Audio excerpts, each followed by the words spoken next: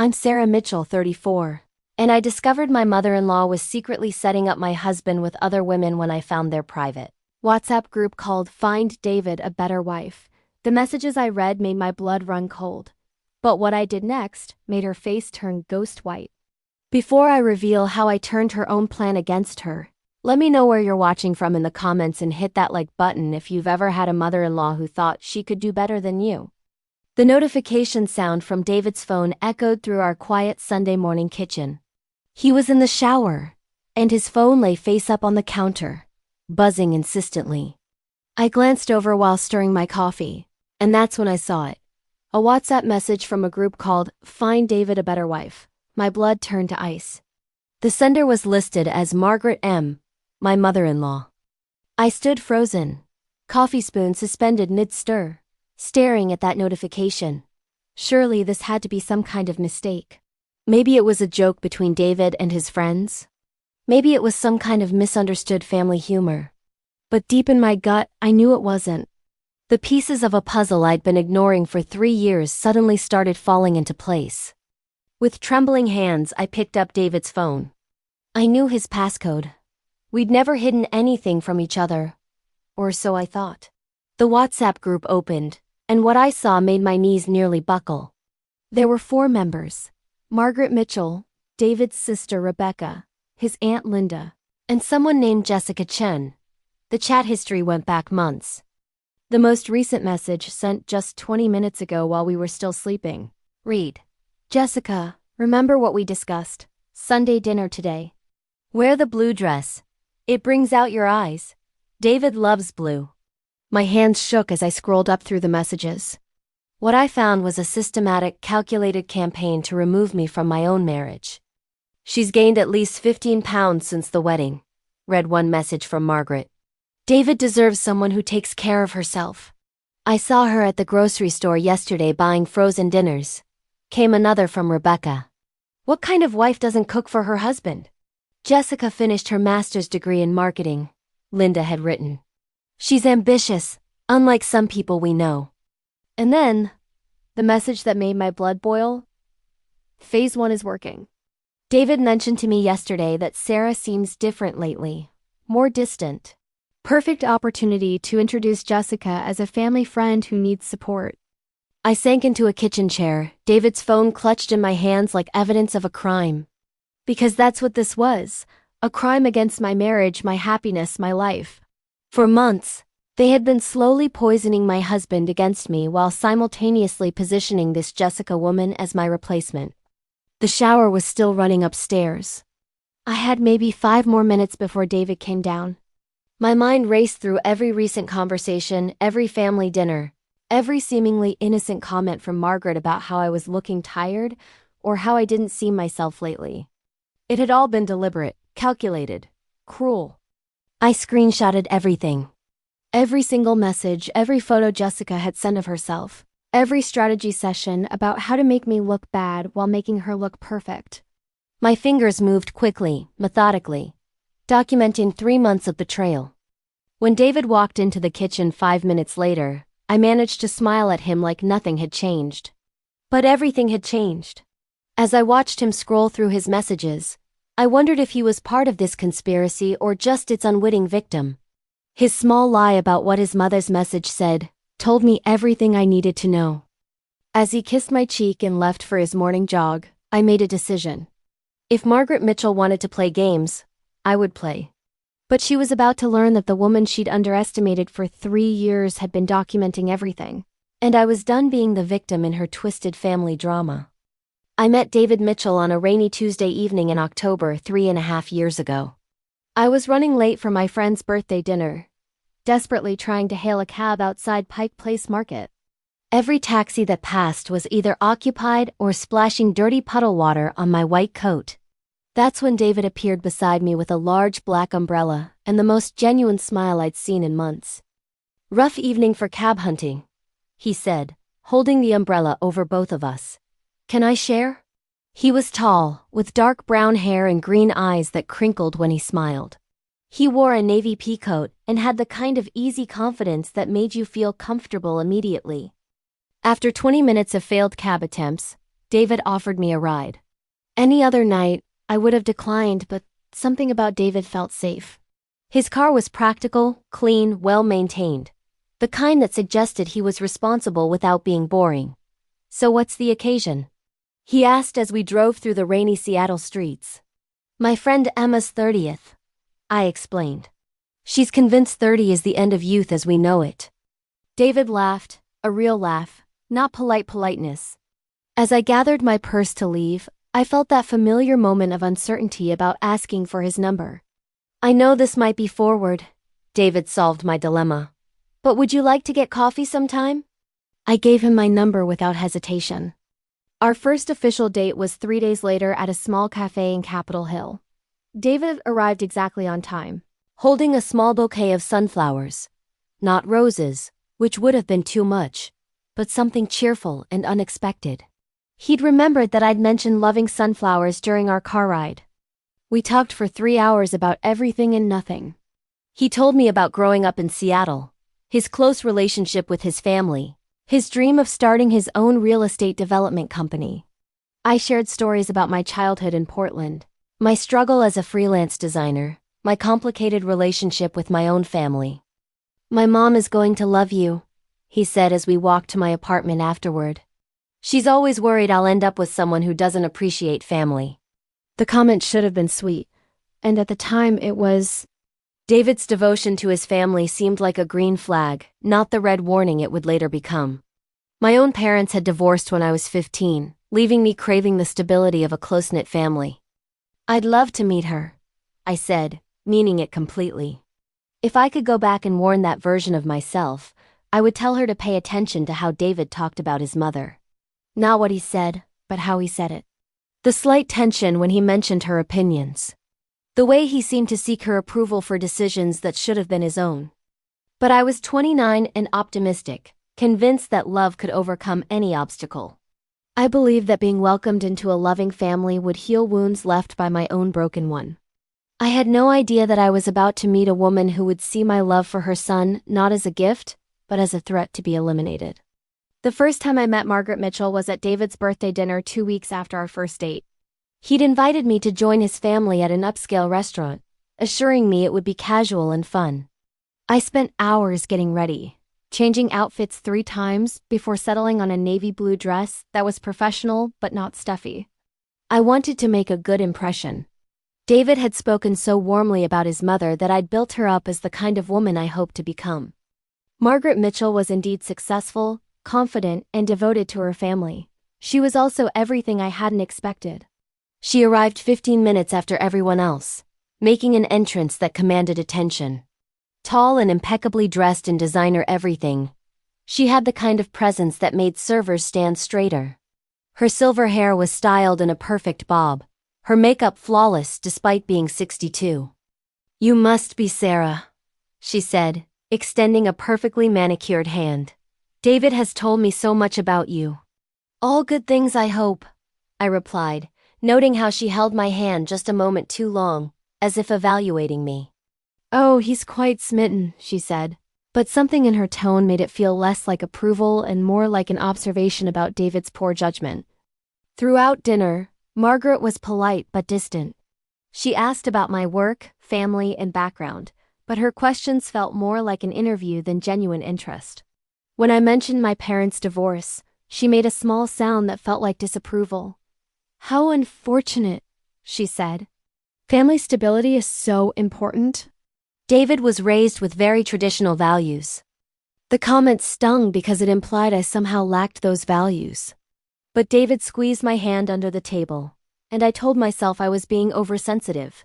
"I absolutely agree," I replied. "I'm hoping to be part of a family like yours someday."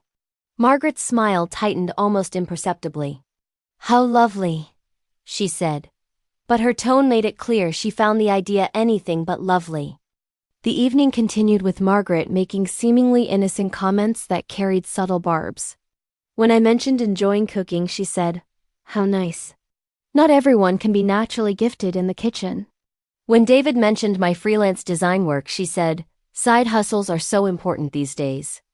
By evening's end, I felt emotionally exhausted. Margaret had never said anything overtly rude, but I left feeling like I'd failed some test I didn't know I was taking.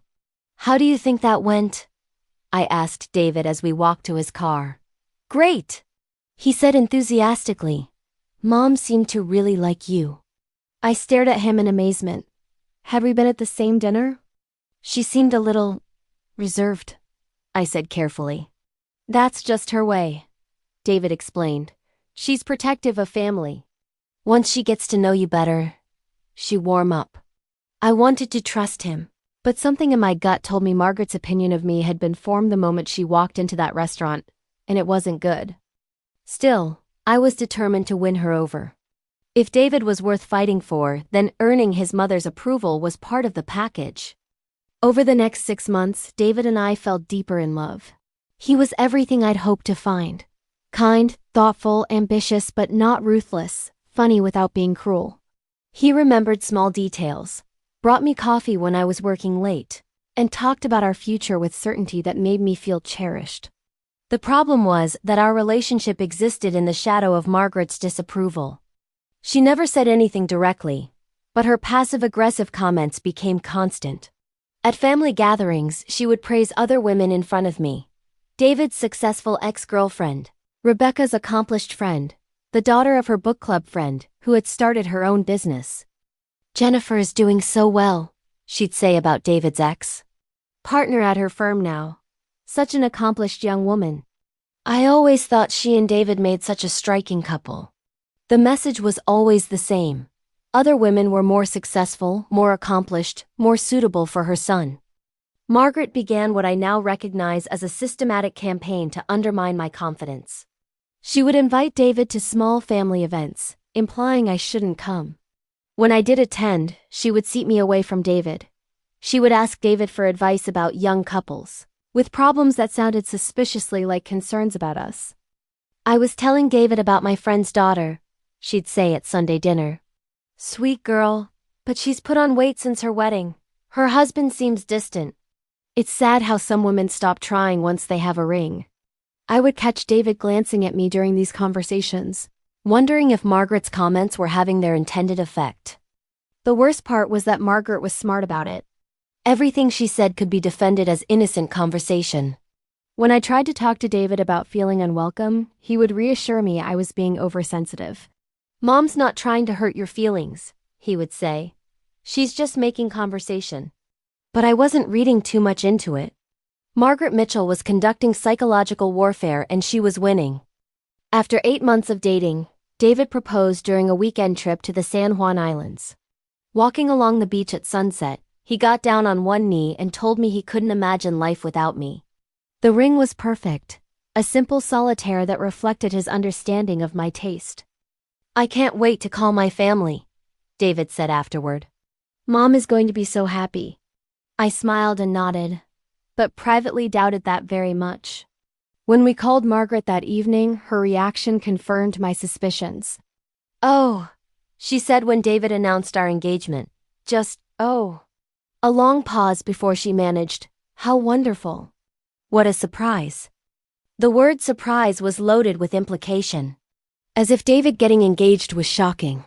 "We'll have to plan an engagement party," she continued, taking control. "Something small and elegant. Sarah, do you have a preference for venues?" The question sounded inclusive, but I knew better. Margaret was taking control of our celebration.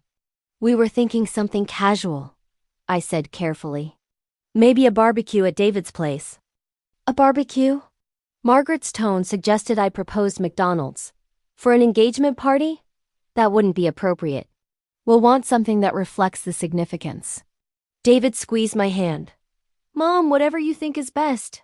Just like that, Margaret had taken control of our engagement party. Our first celebration would be planned by a woman who clearly wished we weren't celebrating at all. The engagement party took place 6 weeks later at an elegant hotel. Margaret had planned everything: menu, decorations, guest list, timeline. She'd chosen a sophisticated cocktail format rather than the casual gathering we'd wanted.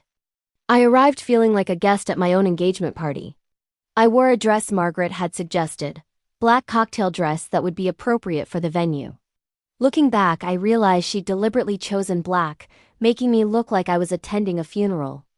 Margaret had invited people I'd never met: David's colleagues, her book club friends, distant relatives.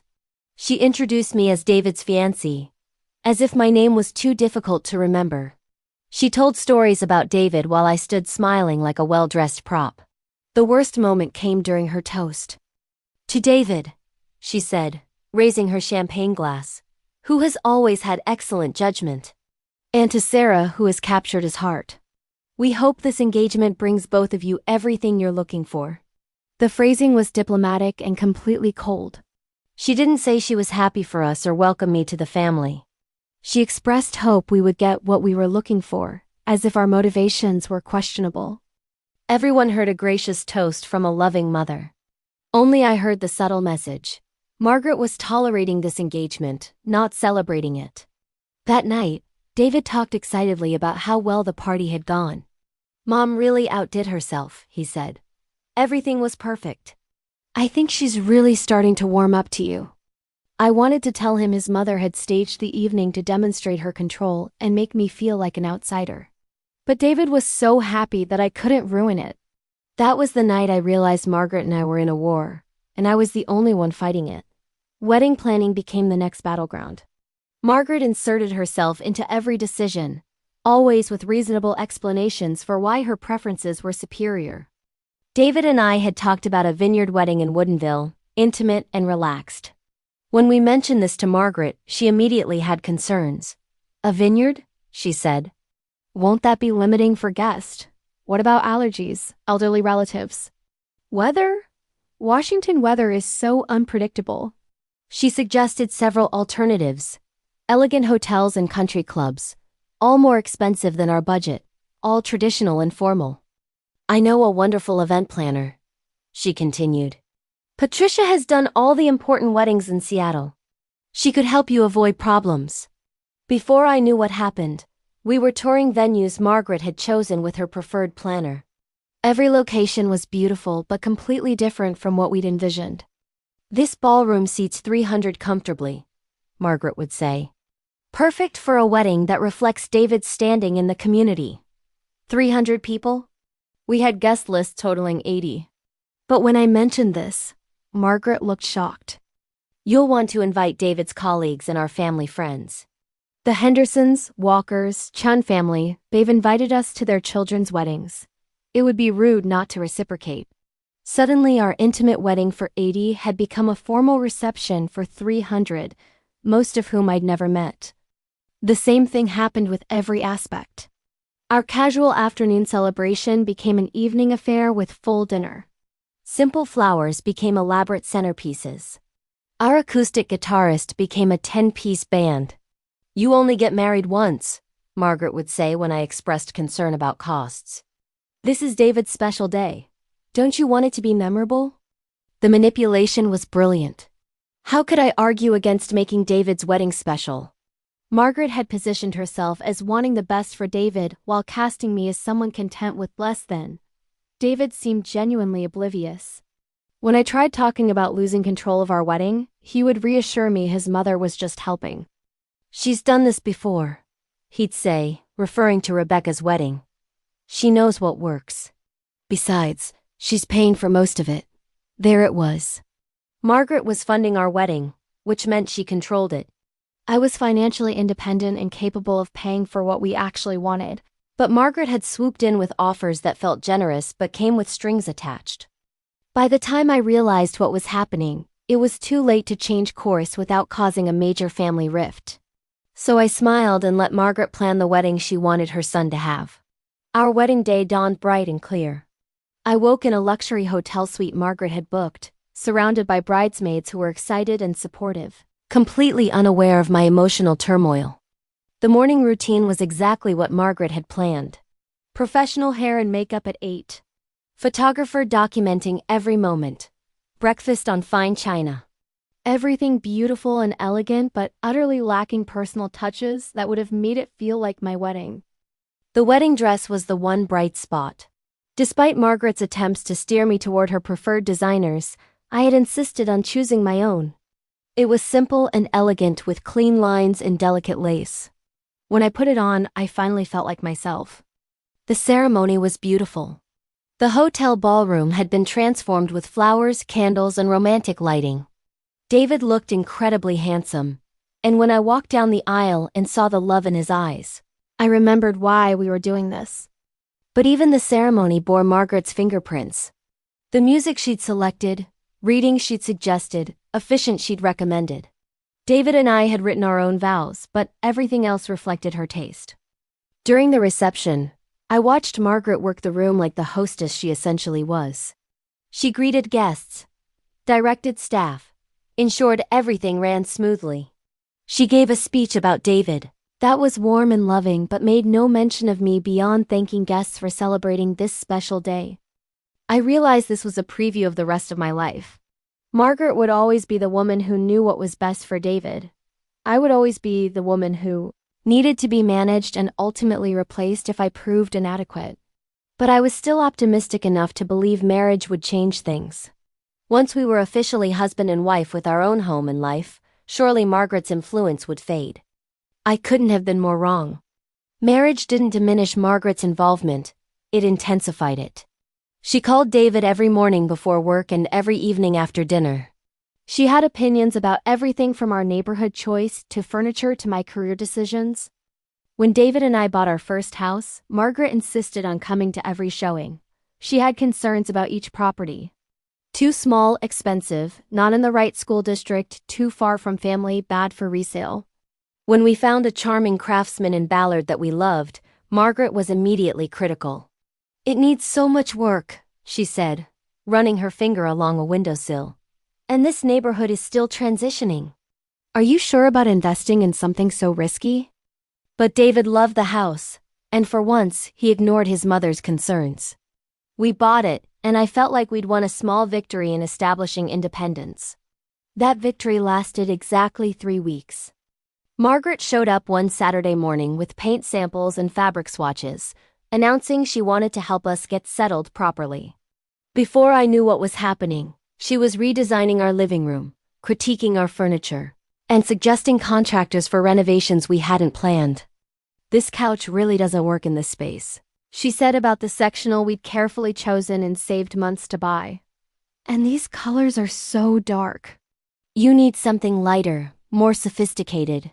When I explained that we loved our furniture and weren't planning to redecorate, Margaret looked at me with patient expression she used for children who didn't understand adult matters.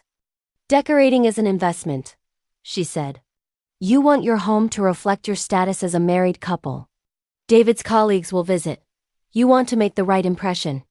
Once again, she'd positioned her preferences as being in David's best interest, making any disagreement seem selfish. The pattern continued with every aspect of our married life. Margaret had opinions about my career, friends, hobbies, appearance. She never expressed these directly to me, that would have been too obvious. Instead, she mentioned them to David, who would bring them up as his own concerns. "Mom thinks you've been working too much lately," David would say. "She's worried you're not taking care of yourself. Mom noticed you've been spending time with college friends. She thinks it might be good to branch out, meet other wives. Mom mentioned blue isn't really your color. She thinks you'd look better in earth tones." Every comment was presented as care or concern, but the cumulative effect was constant judgment. And because criticism came through David, I couldn't address it directly without appearing to criticize my husband. The worst part was David seemed genuinely unaware of what was happening. When I tried explaining that his mother's suggestions felt controlling and hurtful, he would get defensive. "She's just trying to help," he would say. "Mom has good taste and experience. Why wouldn't you want her advice?" "Because it's not advice," I would reply. "It's criticism disguised as help. She doesn't like anything about me, not my appearance, career, friends, or decorating choices. Nothing I do is ever good enough." "That's not true," David would protest. "Mom likes you. She's just particular about certain things." But I was beginning to suspect that not liking me was exactly the point. Margaret's constant criticism served a purpose beyond simple disapproval. It was slowly eroding my confidence and sense of belonging in David's life. It was making me question my own judgment and value as a wife. And apparently it was working. 2 years into our marriage, I began noticing changes in David's behavior. He became more critical of small things: how I loaded the dishwasher, my choice of restaurants, my work schedule when it conflicted with family events. He started making comments that sounded suspiciously like things his mother had said. "Maybe you should think about wearing more color," he suggested one morning. "That black suit is kind of severe. Do you think we could have people over for dinner more often? It would be nice to entertain like other couples." "I ran into Jennifer downtown yesterday," he mentioned casually. "She looked great, really put together. She's doing well at her firm." Jennifer. His ex-girlfriend. The one Margaret constantly praised. I began feeling like I was living in a house of mirrors, where every conversation reflected Margaret's opinions and criticisms. David wasn't necessarily aware he was parroting his mother's concerns, but the effect was the same. I felt constantly evaluated and increasingly inadequate. The breaking point came during our second Christmas as a married couple. Margaret had planned her usual elaborate family gathering, formal dinner party with extended family, friends, and several people I'd never met. I'd spent weeks shopping for the perfect dress, something elegant that might finally earn Margaret's approval. I chose a burgundy wrap dress that was flattering and appropriate. I felt confident as David and I got ready to leave. "You look beautiful," David said, and I felt hope that maybe this gathering would be different. When we arrived, Margaret greeted us in a stunning black cocktail dress that made my burgundy one look cheap by comparison. But it was her comment that made my heart sink. "Oh, Sarah," she said, looking me up and down with barely concealed disappointment. "Burgundy. How festive. I suppose not everyone can pull off more sophisticated colors." The comment was delivered with a smile in front of other arriving guests, making it impossible to respond without seeming oversensitive. But the message was clear. My choice was wrong, my taste questionable, and I didn't belong among these elegant people. Throughout the evening, Margaret made similar comments. About my hair, interesting choice to wear it down. Most wives your age prefer more mature styles. About my conversation contributions. Refreshing to hear from someone outside our usual social circle. About my background. It must be different, coming from a broken home. You've adapted well. Each comment was subtle enough to seem innocent, but pointed enough to make me feel humiliated. By evening's end, I felt emotionally flogged. On the drive home, I tried explaining to David how his mother's comments made me feel. But he dismissed my concerns with increasing irritation. "You're being way too sensitive," he said. "Mom complimented your dress. She said you'd adapted well. Those were nice things." "David, she told me burgundy wasn't sophisticated. She said I looked festive like I was wearing a costume." "You're reading things into her comments that aren't there," David said firmly. "Mom is particular about certain things. It doesn't mean she's trying to hurt you." But I was beginning to realize David would never see what his mother was doing. Either he was genuinely blind to Margaret's manipulation, or he was choosing to ignore it because confronting the truth would require him to choose between his wife and mother. That night, lying in bed while David slept peacefully, I made a decision. I was going to start documenting everything. Every comment, every slight, every manipulation. If Margaret wanted to play psychological games, I was going to keep score. I had no idea Margaret was already 3 moves ahead of me. The introduction of Jessica Chun into our lives was so subtle I almost missed it. It started with Margaret mentioning a sweet young woman at her book club whose parents had recently moved to Seattle from San Francisco. Jessica was new to the city, didn't know many people, and was looking to expand her social circle. "She's about your age," Margaret told me during one of our increasingly strained Sunday dinners. "Very accomplished. She has a master's degree in marketing and just started at that big tech company downtown. I thought maybe you two could be friends." The suggestion seemed innocent enough, but something about how she described Jessica, the emphasis on accomplishments, education, career, felt familiar. It was the same tone she'd used talking about David's ex-girlfriend Jennifer. "That's thoughtful," I replied carefully. "But I'm pretty busy with work right now." "Of course," Margaret said, but I caught the small smile that crossed her face. I just thought it might be nice for you to have friends who understand career ambitions. Not everyone is lucky enough to have such flexible work arrangements. The dig at my freelance design work was subtle but unmistakable. Margaret had never approved of my decision to go freelance after our wedding, despite it allowing me to build a client base and work on creative projects. 2 weeks later, Jessica Chun appeared at Sunday dinner. Margaret introduced her as the sweet girl I was telling you about, and seated her directly across from David. Jessica was everything Margaret had described and more. Petite and elegant with long black hair and understated beauty that photographs well. She wore a simple but expensive navy dress, and spoke with confidence of someone accustomed to success. Throughout dinner, Margaret directed most conversation toward Jessica, asking about her work, background, future plans. Jessica seemed slightly uncomfortable with the attention, and made several attempts to include me. "Sarah, Margaret tells me you're a graphic designer," Jessica said during the main course. "That must be so creative. I've always envied people with artistic abilities." Before I could respond, Margaret jumped in. "Oh, Sarah does beautiful work. Very colorful. Jessica, you'll have to tell us about your marketing campaigns. I'm sure David would love to hear about your strategies." The conversation shifted away from my work toward Jessica's more substantial career. David did seem interested, asking thoughtful questions about consumer behavior and market analysis. I watched them talk, noting how animated David became discussing business strategy, how Jessica's face lit up with his attention. Margaret watched too, and I could see satisfaction in her eyes, as David and Jessica discovered shared interests and similar perspectives. After dinner, Margaret made sure to seat Jessica next to David on the sofa while directing me to a chair several feet away. She then launched into what seemed like innocent conversation about Jessica's transition to Seattle. "It must be difficult, moving to a new city where you don't know anyone," Margaret said sympathetically. "David, didn't you have similar challenges when you started at your firm? You should give Jessica advice about networking in Seattle." David was happy to help, offering suggestions about professional organizations, networking events, social groups. Jessica listened attentively, occasionally touching his arm when she laughed at his jokes. The interaction looked natural and friendly, but I could see Margaret orchestrating every moment. When it was time to leave, Margaret got Jessica's contact information, so we can all stay in touch. She also invited Jessica to future family gatherings. "You must come to our Easter celebration," Margaret insisted. "David, you should make sure Jessica knows she's welcome anytime." On the drive home, David was unusually talkative about the evening.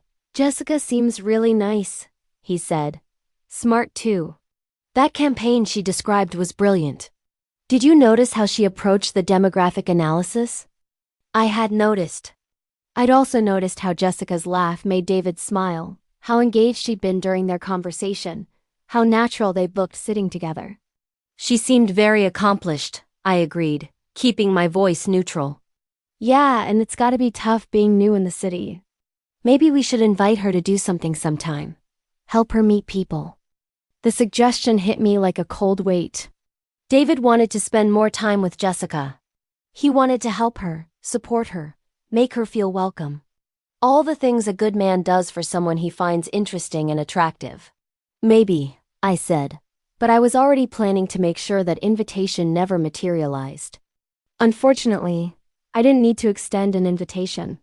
Margaret took care of that herself. Over the next 3 months, Jessica became a regular presence at family gatherings. Margaret always had a reason for including her. She was getting settled, didn't have family nearby, was such a sweet girl who could benefit from being around a loving family. Each time I saw them together, David and Jessica seemed more comfortable. They shared inside jokes about their careers. They had similar tastes in books, movies, restaurants. They both ran marathons and started exchanging training tips. They had complementary senses of humor, the kind of easy banter that makes others feel like outsiders. Margaret nurtured their connection with master gardener skill. She would ask Jessica about her running schedule when David was within earshot, knowing he would offer to join training runs. She would mention Jessica's favorite restaurants when David was planning our dates. leading him to suggest places that would appeal to Jessica rather than me. Most insidiously, Margaret began comparing Jessica's attributes to my shortcomings in front of David. "Jessica is so dedicated to her fitness routine," she would comment after mentioning Jessica's latest marathon time. "It's inspiring to see a young woman prioritize her health." The implication was clear. I wasn't dedicated to fitness. I didn't prioritize health. I was letting myself go while Jessica became more attractive and accomplished. "Jessica has such interesting perspective on marketing trends," Margaret would say after David mentioned a work challenge. "You should pick her brain sometime. I'm sure she'd have valuable insights." Again, the message was obvious. Jessica was professionally valuable to David in ways I wasn't. "Jessica always looks so put together," Margaret would observe when discussing upcoming social events. "She has such classic style. Very elegant and timeless." And there it was. Jessica had better taste, better style, better judgment than I did. The comparisons were never direct enough to be confronted, but constant enough to be effective. David began noticing things about me he'd never criticized before. My workout routine, professional network, fashion choices, all suddenly seemed inadequate when viewed against Jessica's example. Meanwhile, Margaret was working on Jessica as well, though I didn't understand the full scope until much later. She was presenting Jessica with a carefully curated version of my marriage, one that emphasized my flaws and David's dissatisfaction.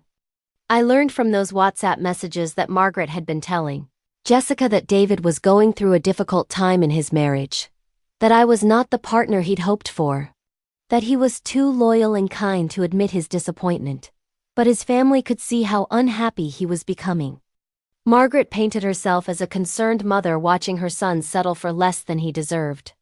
She positioned Jessica as a potential savior who could give David the intellectual partnership and emotional support I apparently couldn't provide. It was brilliant, really. Margaret was simultaneously undermining my marriage and recruiting my replacement, all while maintaining plausible deniability about her intentions. The campaign reached its peak during David's birthday celebration in March. Margaret had planned an intimate gathering, just family and close friends. Of course, Jessica was included. I had spent weeks planning a special gift for David, a weekend trip to Portland to visit breweries he'd been wanting to explore. I'd researched locations, made reservations, arranged time off work. I was excited to surprise him with something thoughtful and personal. Margaret's gift to David was a professional photography session with Jessica. "I know how much you both love running," Margaret explained as David unwrapped the certificate. And Jessica mentioned wanting professional photos for her LinkedIn profile. "This way, you can both get nice shots while doing something you enjoy." The gift was positioned as practical and thoughtful, but I could see the real intention. Margaret was giving David and Jessica a reason to spend time alone together, engaged in an activity they both enjoyed, creating beautiful photos that would memorialize their connection. David was genuinely pleased, thanking his mother enthusiastically and immediately turning to Jessica to discuss scheduling. Jessica seemed slightly uncomfortable, glancing at me apologetically, but she didn't decline. "That sounds wonderful," she said politely. "We should definitely coordinate our schedules." As I watched them discuss the photo session, I felt a familiar mixture of rage and helplessness. Margaret had once again outmaneuvered me, creating an opportunity for David and Jessica to bond while making it impossible for me to object without seeming petty or controlling. But this time, something inside me snapped. Maybe it was the triumphant look in Margaret's eyes as she watched David and Jessica plan their session. Maybe it was realizing my own husband was more excited about spending time with another woman than he'd been about anything related to our marriage in months. Whatever it was, I decided I was done being the victim in Margaret's game. That night, after David had gone to sleep, I did something I'd never done before. I went through his phone. I told myself I was looking for evidence of an affair, some proof that David and Jessica's relationship had crossed inappropriate lines. What I found was worse than an affair. I found a systematic campaign to replace me, documented in a WhatsApp group that made my blood run cold. The messages in Find David a Better Wife went back 4 months. 4 months of Margaret, Rebecca, Linda, and Jessica strategizing about how to convince David that he deserved better than me.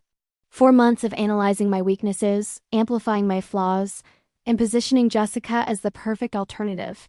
The most recent messages, sent just hours earlier during David's birthday celebration, were particularly devastating. Margaret, did you see how David lit up during the photo session discussion?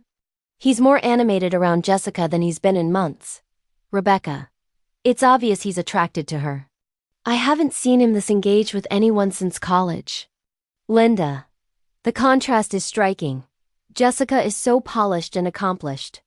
Sarah looked positively dowdy next to her tonight. Jessica, I feel terrible about this whole situation. David is clearly unhappy, but I don't want to be the cause of problems in his marriage. Margaret, sweetheart, you're not causing problems. You're providing a solution. David needs to see what he's missing, what he could have. Tonight proved that's working. I sat in our darkened bedroom, reading message after message that detailed my inadequacies and planned my replacement. They discussed my weight gain, career stagnation, social awkwardness. They analyzed David's responses to Jessica, looking for signs their plan was working. Most heartbreaking were messages showing how effective their campaign had been. David had been confiding in his mother about problems in our marriage, problems I wasn't even aware we were having. David mentioned that Sarah seems distant lately. One message from Margaret read, "He's frustrated that she doesn't share his professional interests. I think he's starting to realize they're not intellectually compatible." Another, David said Sarah has been spending too much time on her art projects and not enough time on their relationship. He's beginning to see how selfish she's become. and the most devastating. David asked me if I thought it was normal for couples to grow apart after marriage. I told him that the right partner should inspire you to be your best self, not drag you down. I think the message is getting through. Margaret had been poisoning my husband against me while simultaneously presenting Jessica as everything I wasn't. She'd been documenting David's doubts and amplifying his frustrations, all while pretending to be concerned about our marriage. But what really made me see red were the messages about their next phase of the plan. Easter dinner will be perfect, Margaret had written. I'll see David and Jessica together and make sure there are plenty of opportunities for them to connect. Sarah always gets overwhelmed at large gatherings. She probably spent most of the evening in the kitchen, leaving them alone. Rebecca had responded, and I'll make sure to bring up that law firm party where Jennifer looked so stunning. Nothing like a reminder of what David used to have. Linda added, I'll mention Jessica's promotion. Show David what an ambitious woman looks like. They were planning to use Easter dinner as another opportunity to push David and Jessica together, while systematically undermining me. And they were confident it would work because their previous efforts had been so successful. I screenshotted every message in that chat. Every cruel comment, every strategic discussion, every piece of evidence that Margaret Mitchell was actively trying to destroy my marriage. By the time I finished, I had enough material to prove that my mother-in-law was conducting a calculated campaign to replace me. But more importantly, I finally had a plan of my own. Margaret Mitchell thought she was playing chess while I was playing checkers. She thought I was too naive, too trusting, too weak to fight back against her sophisticated manipulation. She was about to learn that the woman she'd been systematically undermining for 3 years had been paying attention to every move she made. And she was about to discover that when you push someone too far, they don't just push back, they push harder.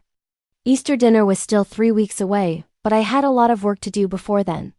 Because if Margaret wanted to play games with my marriage, I was going to make sure she understood the rules. And the first rule was that I wasn't going anywhere without a fight. The 3 weeks between discovering the WhatsApp group and Easter dinner were the longest and most strategically important of my marriage. I had to continue acting normal around David while secretly preparing for what I knew would be the defining confrontation of our relationship. The hardest part was pretending I didn't know about the photo session. David and Jessica had scheduled it for the Saturday before Easter, and David was more excited about it than he'd been about anything in our marriage for months. Jessica thinks the waterfront would make a great backdrop, he told me over breakfast that Saturday morning. We're going to start there and then maybe move to some urban locations downtown. That sounds nice, I managed to say, though internally I was screaming. My husband was spending his Saturday afternoon with another woman, taking romantic photos while I stayed home alone. And he was describing it to me like it was perfectly normal. "We'll probably grab dinner afterward," he continued. "Jessica knows this great Thai place near the waterfront." Dinner. They were having dinner together after their intimate photo session. And David was telling me about it like he was discussing plans with a casual friend, not a woman his mother was grooming to be my replacement. "Have fun," I said, forcing a smile.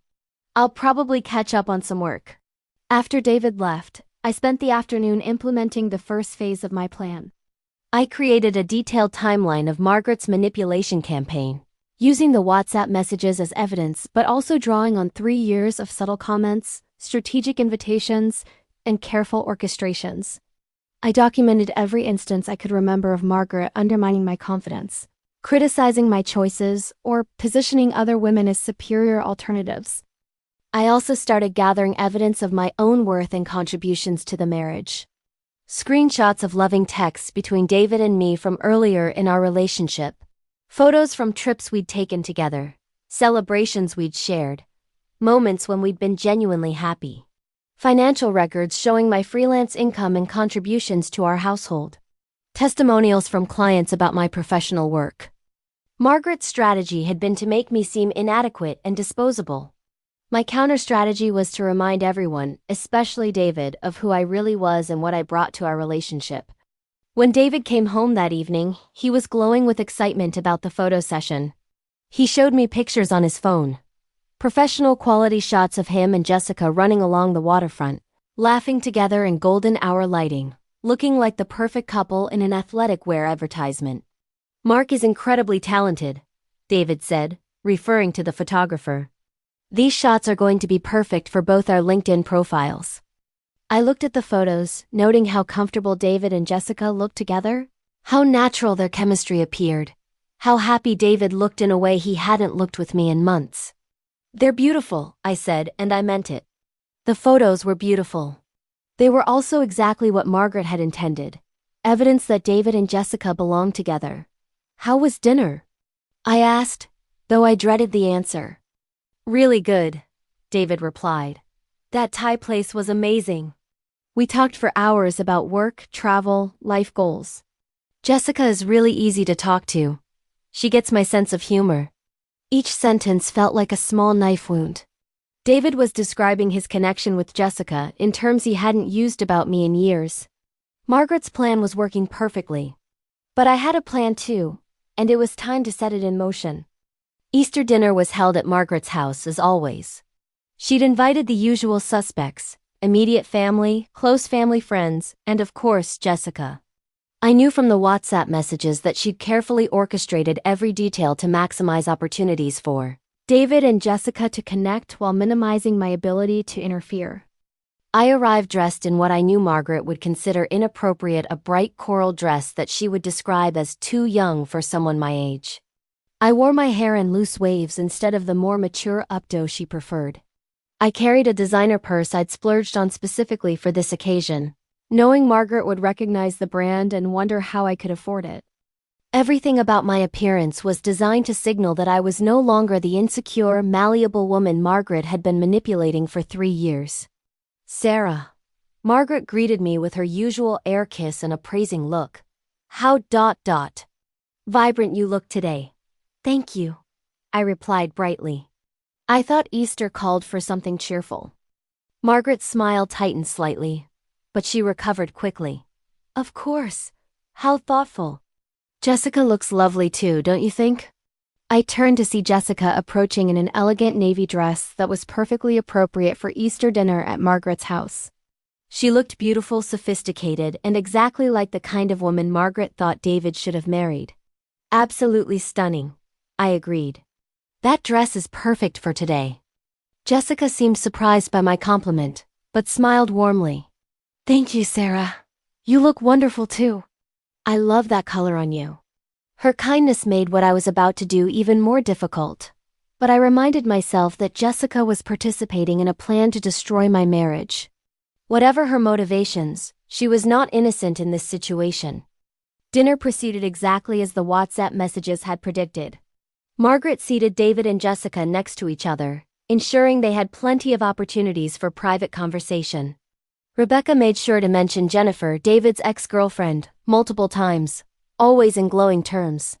Linda brought up Jessica's recent promotion, emphasizing her professional accomplishments.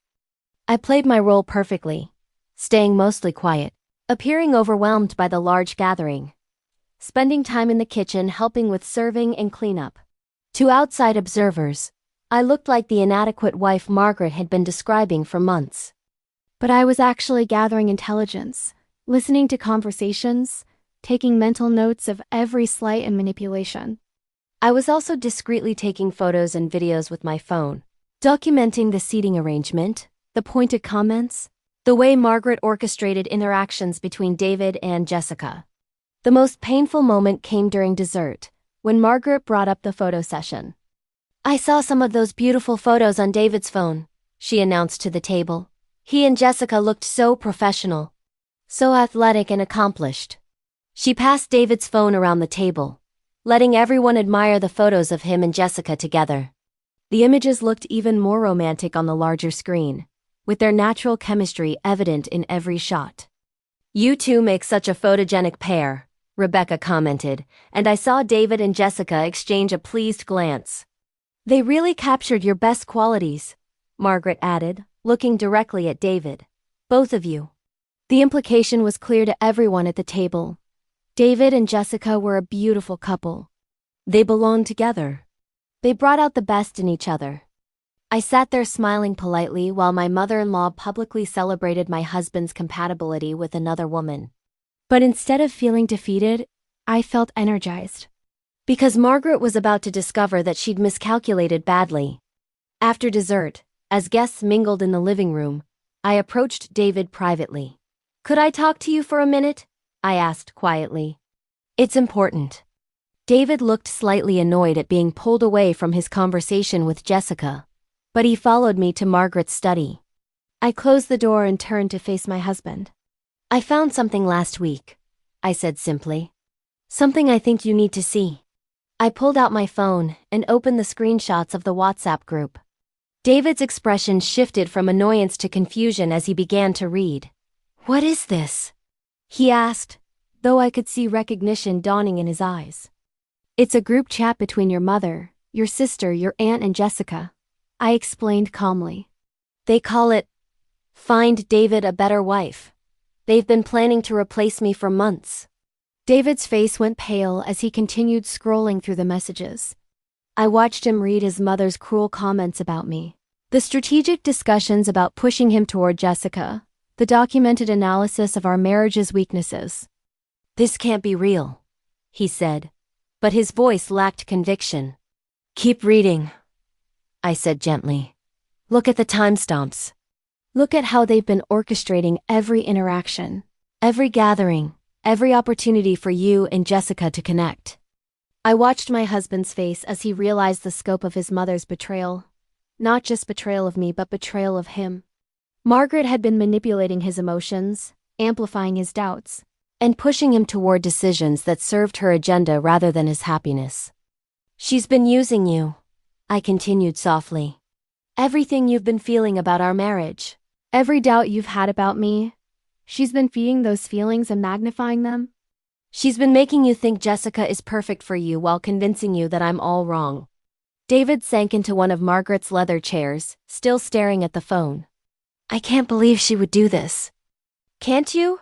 I asked. David, think about it. Has your mother ever approved of any choice you made that she didn't orchestrate herself? Our wedding, our house, my career. She's had problems with everything that wasn't her idea. He was quiet for a long moment, and I could see him reviewing 3 years of interactions through this new lens. What do you want me to do? He asked finally. It was the question I'd been hoping for, because it meant David was ready to choose me over his mother. But I wasn't finished yet. I want you to come with me, I said. I want you to watch her in action now that you know what she's really doing. We returned to the living room, where Margaret was deep in conversation with Jessica near the fireplace.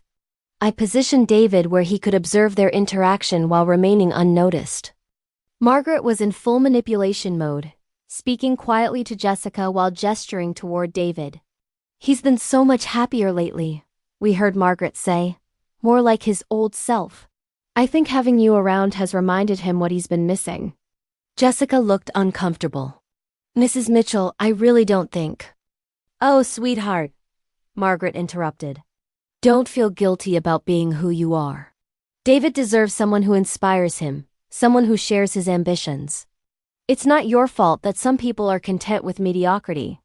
David's jaw tightened as he heard his mother's words. This wasn't loving concern for his happiness. This was calculated cruelty directed at me and manipulation of Jessica. I should probably go, Jessica said, clearly uncomfortable with the direction of the conversation. Of course, Margaret replied smoothly. But promise me you'll think about what we discussed. David needs someone in his life who challenges him to be his best self. That's when I made my move. Margaret, I said, approaching them with a bright smile. Could I speak with you privately? There's something important I'd like to discuss. Margaret looked annoyed at the interruption, but she couldn't refuse without appearing rude in front of Jessica. Of course, dear, she said with fake warmth. Jessica, we'll continue our conversation later. I led Margaret to the kitchen, where several other family members were cleaning up. I wanted witnesses for what came next. I wanted to thank you, I began, my voice loud enough for everyone to hear. For the group chat. Margaret's face went blank. I'm sorry? The WhatsApp group, I clarified helpfully. Find David a better wife? It's been so enlightening to read your thoughts about my marriage. The kitchen went completely quiet. Rebecca, who was loading the dishwasher, froze with a plate in her hands. Linda, who was wrapping leftovers, turned to stare at us. Margaret's composure cracked for just a moment before she recovered. I don't know what you're talking about. Don't you? I pulled out my phone and began reading directly from the screenshots. Did you see how David lit up during the photo session discussion? He's more animated around Jessica than he's been in months. Margaret's face went ghost white as she recognized her own words. I continued reading. The contrast is striking. Jessica is so polished and accomplished. Sarah looked positively dowdy next to her tonight. By now, everyone in the kitchen was staring at Margaret in shock. Rebecca's mouth was hanging open. Linda had backed away from us as if Margaret might be contagious. That's enough, Margaret said sharply, but I wasn't finished. Oh, but this is my favorite part, I said, finding the message I'd been looking for. David needs to see what he's missing, what he could have. Tonight proved that's working. The silence in the kitchen was deafening. Margaret looked around at the horrified faces of her family members, realizing that her carefully maintained image as a loving mother and gracious hostess had just been shattered. You went through David's phone, she said, grasping for moral high ground. That's a violation of privacy. You're right, I agreed. I did violate David's privacy. I was wrong to do that. But I was trying to save my marriage from a woman who's been systematically trying to destroy it for 3 years. David appeared in the kitchen doorway, still holding his phone with the WhatsApp messages displayed. Behind him, I could see Jessica and other family members gathering, drawn by the raised voices. Is it true, Mom? David asked quietly. All of this? Margaret looked at her son, then at the crowd of family members watching her, then back at the phone in his hands. She could have apologized. She could have admitted her mistakes and asked for forgiveness. She could have chosen her son's happiness over her own pride. Instead, she doubled down. I was trying to protect you, she said defiantly. You deserve better than this. Better than her. Jessica is educated, accomplished, from a good family. She would be a real partner for you, not a project. The words hung in the air like poison. Even Margaret seemed to realize she'd gone too far, but it was too late to take them back. David stared at his mother with a mixture of hurt and disgust. You tried to destroy my marriage because you don't think my wife is good enough for me? I tried to show you what you could have, Margaret replied. But her voice lacked conviction now. By manipulating me? By turning me against Sarah? By recruiting another woman to replace her? David's voice was rising. How is any of that protecting me? You've been unhappy, Margaret protested. I could see it. You needed to realize. I've been unhappy because you've been making me unhappy, David exploded. Every comment about Sarah, every comparison to other women, every suggestion that something was wrong with our marriage. That was you. You created the problems you claim you were trying to solve. The kitchen was completely silent except for David's heavy breathing. Margaret looked around desperately for support, but found only shocked and disapproving faces. I think you should apologize to Sarah, Rebecca said quietly. And to David. This is horrible, Mom. Margaret straightened her shoulders, her pride preventing her from backing down even as her family turned against her. I won't apologize for wanting the best for my son. Then I guess this conversation is over, I said calmly. David, are you ready to go home? My husband nodded, still looking stunned by his mother's behavior. As we gathered our things to leave, Jessica approached us in the hallway. I'm so sorry, she said, tears in her eyes. I had no idea it was this ... calculated. I thought Margaret was just being friendly, trying to help me adjust to Seattle. I never would have participated if I'd known she was trying to break up your marriage. Looking at Jessica's distressed face, I felt a surge of sympathy. Margaret had manipulated her too, using her loneliness and desire for connection to serve her own agenda. I know, I said gently. She's very good at making people believe they're helping when they're actually being used. As we drove home in silence, I wondered if our marriage would survive this revelation. David now knew that his mother had been actively working to destroy our relationship, but he also knew that her manipulation had been effective. He had been growing distant from me and closer to Jessica. I don't know how to fix this, David said as we pulled into our driveway. I don't know how to separate what I really feel from what she made me feel. Maybe we start with the truth, I suggested. About everything, how her manipulation affected both of us. How we let it damage our relationship. How we want to move forward. David nodded slowly. I love you, Sarah. I've always loved you. But she made me question everything. Your commitment to our marriage, your interest in my life, your feelings for me. I started seeing problems everywhere because she told me they were there. And I started withdrawing because I felt like nothing I did was ever good enough, I admitted. Every family gathering became a test I couldn't pass. Every interaction with your mother was a reminder that you'd chosen the wrong woman. We talked until 3 a.m, dissecting 3 years of Margaret's manipulation and its effects on our marriage. It was painful but necessary, like cleaning out an infected wound. What happens now? David asked as we finally prepared for bed. With my mother, I can't pretend this didn't happen. That's up to you, I said. She's your mother. But I won't be attending any more family gatherings where I'm treated like the enemy. David was quiet for a moment. I think I need to take a break from her. From all of them. I need to figure out who I am when I'm not being told what to think and feel. The next morning, David called his mother. I couldn't hear Margaret's side of the conversation, but I could tell from David's responses that she was trying to minimize what had happened, to reframe her actions as misguided love rather than calculated cruelty. No, Mom, David said firmly. You don't get to decide who I should be married to. You don't get to recruit other women to replace my wife. You don't get to manipulate my emotions to serve your agenda. There was a long pause. I'm taking a break from family events, David continued. I need space to work on my marriage without your interference. When I'm ready to have a relationship with you again, it will be on my terms. Another pause, then David's voice became steel. If you ever try to interfere in my marriage again, in any way, you will lose me permanently. Do you understand? He hung up the phone and turned to me with a sad but determined expression. It's done. The aftermath of Easter dinner sent shockwaves through David's family. Rebecca called to apologize for her participation in Margaret's scheme. Linda sent a long email explaining that she'd been uncomfortable with the group chat, but hadn't known how to speak up. Even David's father reached out to express his disappointment in Margaret's behavior. Margaret herself retreated into wounded dignity, telling anyone who would listen that she'd been trying to help her son and had been vilified for caring too much. She portrayed herself as the victim of an ungrateful daughter-in-law who had turned her family against her. But the evidence was too clear, the manipulation too documented, for Margaret's version of events to gain much traction. Most of the family saw her actions for what they were, a deliberate attempt to destroy her son's marriage, because she didn't approve of his choice of wife. David and I spent the next several months in marriage counseling, working to rebuild the trust and intimacy that Margaret's campaign had eroded. It wasn't easy.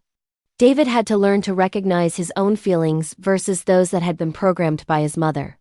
I had to learn to trust that David's love for me was real, not just loyalty in the face of family pressure. But slowly, we found our way back to each other.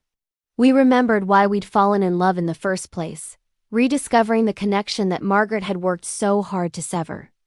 1 year after that Easter dinner confrontation, David and I renewed our vows in a small ceremony that we planned ourselves. It was everything our original wedding hadn't been. Intimate, personal, meaningful. We wrote our own vows, chose our own music, invited only people who genuinely supported our relationship. Margaret was not invited. Standing in our backyard, surrounded by friends who loved us and family members who respected our choices, I felt a peace I hadn't experienced since before I'd met Margaret. This was what marriage was supposed to feel like. A partnership between two people who chose each other freely, without manipulation or agenda. As I finished telling you this story, David and I just celebrated our 5th wedding anniversary. Not the anniversary of Margaret's carefully orchestrated wedding, but the anniversary of our vow renewal. The day we chose each other again with full knowledge of what that choice meant. We never did hear from Margaret about our anniversary, but that's okay. We've learned that the people who truly matter will celebrate your happiness, rather than trying to control it. If you're watching this because you're dealing with a toxic mother-in-law who's trying to undermine your marriage, I want you to know that you're not crazy. You're not oversensitive. You're not imagining the manipulation. Trust your instincts. Document the behavior. Protect your relationship. And remember that anyone who truly loves your partner will want them to be happy with their chosen spouse, not miserable without them. Your marriage belongs to you and your partner, not to anyone else. Don't let anyone convince you otherwise. Thank you for listening to my story. If it resonated with you, please like this video and subscribe to join our community of women who refuse to let toxic behavior destroy their happiness. Share your own experiences in the comments below. You might be surprised how many others have walked this same difficult path. And remember, you deserve a love that chooses you every single day, not one that has to be convinced of your worth. Until next time, stay strong and keep fighting for the respect you deserve.